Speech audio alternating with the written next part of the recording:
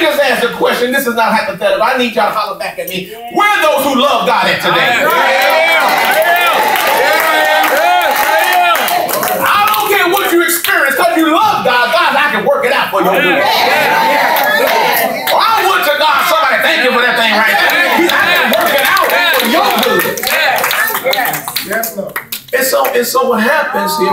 Watch this now. What happens here is the Lord, Kion, reveals himself in a place that was meant to drive John insane. In a place that was meant, Rose Kimber, to make John lose his mind, God begins to manifest himself.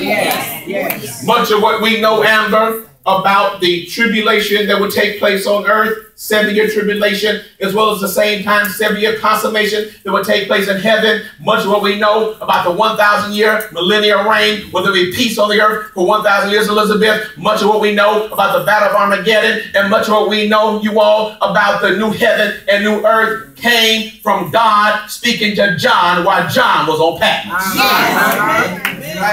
God, again, Cora, manifested himself in a place that was meant to mess John up. The presence of God is his manifested, the glory of God is his manifested presence. Anytime you talk about Keisha, God's glory, you talk about him manifesting his presence. Now, the best place any of us can be then is in the glory of God. In the presence of God. In God's presence, Elder Clark, is peace. In God's presence is protection. In God's presence is prosperity. In God's presence, you always power. All of this is found in the presence of God. And that's why you all, no matter what goes on in life, we should seek and we should desire to be in the very presence of God. What happens here, Nalisha, is the fact that God revealed himself, manifested himself to John, allowed John to provide hope to us. See, remember what I told you. If we're going to know where we're headed, we need to know where we come from. In order, Jamie, to look forward, we need to look back first. Look back and realize that God allowed John to provide us with encouragement. Provide us with hope, but also, Scotty, to give us warnings. To help us understand not only what we need to do, but some things we need to avoid. And so the fact, you all, that God was present on Patmos with John proves that throughout all of time, watch this, that any time man means something for evil, God still knows how to turn it out for our good. Like that right there. I'm going to say it again.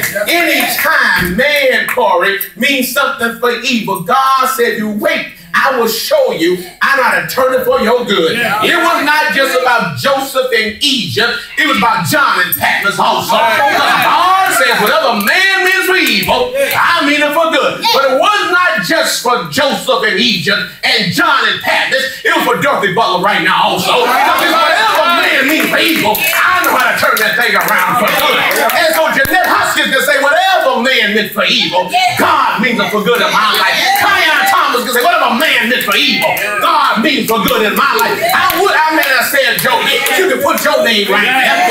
Take out Joseph, take out John, and insert your name right here. Beverly Butler can say, whatever man means for evil, God means that thing for good. Can somebody thank God that's good in every situation, but God did it?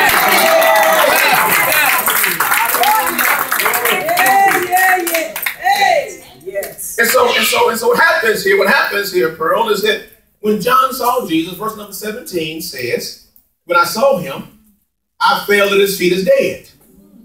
He laid his right hand on me and said, fear not, I am the first and the last. My God, my God.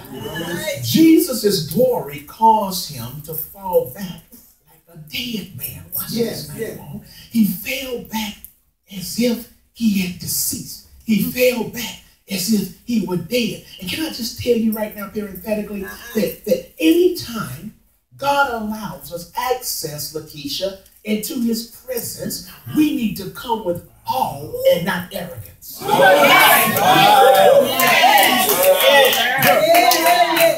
It is a blessing to come into the presence of the one who made everything. And so we cannot come into God's presence acting like God should be glad we decided to show up today. Let's be glad. I'm here now. The devil is alive because he can let you die in your sleep. The fact that we're here and we got to come in with our hat in our head telling thank you. Nah, we can come boldly, but we need to come in respect also.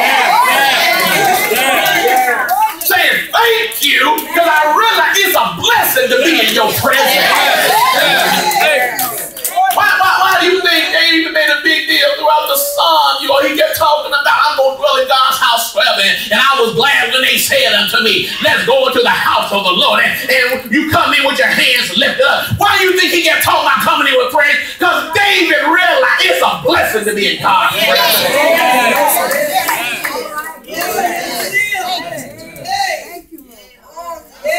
And so what happens here is Jesus looks at him and he says something interesting. He says, fear not. He reached down his right hand, the hand of authority, and he says, everybody say, fear not. The word that fear not comes from, you all Greek words, that phrase that means to put to flight by terrifying, to scare away, to be seized with alarm of those startled by strange sights or occurrences. Everybody say, fear not. Fear not. Notice what God does here, you all. God lowers himself, reaches his right hand down to John and says, Joanna, fear not. Yes. When God, Shirley Dolly, lowers himself, it is usually with the intent to establish us. When God lowers himself, it's usually, Anita, with the intent to restore us. And when God lowers himself, it's usually with the intent, McKinney, to build us back up. Yes. I'm going to give it to you again. Yes. When God lowers himself, it's usually with the intent to establish us. Genesis chapter 2, verse number 7 says, God formed man from the dust of the ground and breathed into his nostrils the breath of life, and man became a living soul. Yes. God lowered himself to create us. But God does not just lower himself to establish or create us. God also lowers himself to restore us. He says, I know the thoughts I think towards you. Thoughts of peace, not of evil, to bring you to an expected end. Now watch this. When he talks about that, Jackie, he said, I condescend myself. Now, don't misunderstand what he says, Darius. Jesus, God did not say he's condescending. He said he condescends. See, some of us are condescending. When you're condescending, you look down on people. When you condescend, you come down to people. And the Lord, I don't look down and I come down. Why do you come down? I come down to create you, but I come down to restore you. So he lowers himself, though, Jillian, not just at our creation, not just at our restoration. He lowers himself at our salvation, but God commendeth his love toward us. And that while we were yet sinners, Christ died. I would to God somebody is happy that every time he lowers himself, he establishes us, he restores us, or he builds us back up. But when we lower ourselves, he takes us higher. Humble yourself under the mighty hand, and he will exalt you in due time. You see how this works? He lowered himself. John lowered himself, and Christ came to redeem him, to establish him, to build him, but also to take him higher. Because anytime you lower yourself, he takes you higher. That's why we can thank God, you all, that he is a compassionate father and not a heartless creator. He says, I am a compassionate father. He says, Richardson in Psalm 103, verse 13, like a father pities his children, so the Lord pities those who fear him. He says, I know who you are. You're mine. You're mine. You're mine. You're mine. I know who you are, and I am a compassionate father to those who belong to me. And so the same power, you all, that takes the enemy down is the same power that lifts us up. See, sometimes what happens, Nellie, is people shout about the enemy coming down. We also need to thank God he takes us higher. I went to God, somebody thank God he's already taking you higher. It's not buying about when the morning comes. I ain't talking about after a while. I'm talking about right here, right now. God takes you higher. But he takes us higher, though, glorious thing, so we can help take somebody else higher.